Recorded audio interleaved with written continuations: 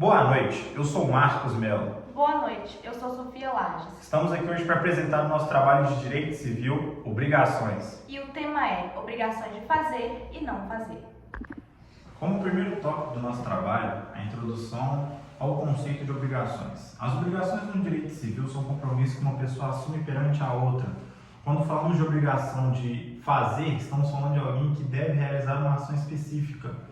Já obrigações de não fazer referem-se a situações em que a pessoa deve se abster de determinada conduta. Como, por exemplo, se eu contrato um pedreiro para construir um muro, ele tem a obrigação de fazer, ou seja, de construir um muro conforme combinado. Já na obrigação de não fazer, como um contrato de não concorrência, uma empresa pode impedir um ex-funcionário de trabalhar para um concorrente por um tempo determinado. E como nosso segundo tópico, temos diferença entre obrigações de fazer e não fazer.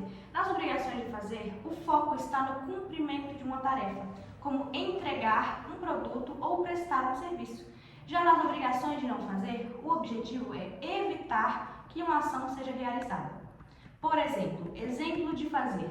Se eu contrato um desenvolvedor para criar um site, ele tem a obrigação de fazer. Caso não entregue o site, pode ser multado ou obrigado a cumprir judicialmente.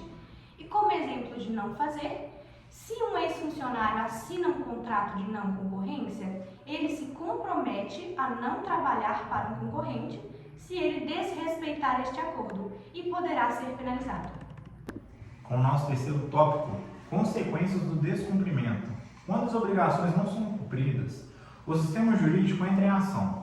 Para obrigações de fazer, o juiz obriga a pessoa a cumprir a tarefa ou impor uma multa. Já nas obrigações de não fazer, a pessoa pode ser condenada a pagar uma indenização pelos danos causados.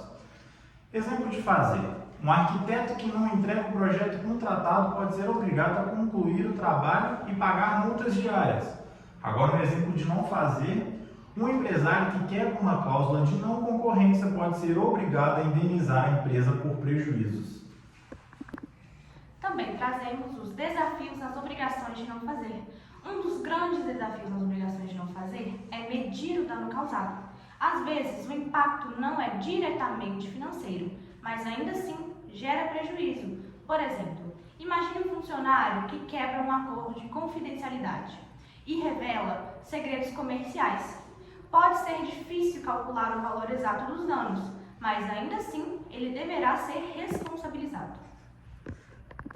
E na conclusão do nosso trabalho, chegamos num ponto que entender as obrigações de fazer e não fazer é fundamental para garantir que os contratos sejam cumpridos corretamente. Essas obrigações garantem a ordem e a justiça nas relações contratuais, evitando conflitos e protegendo os direitos das partes envolvidas.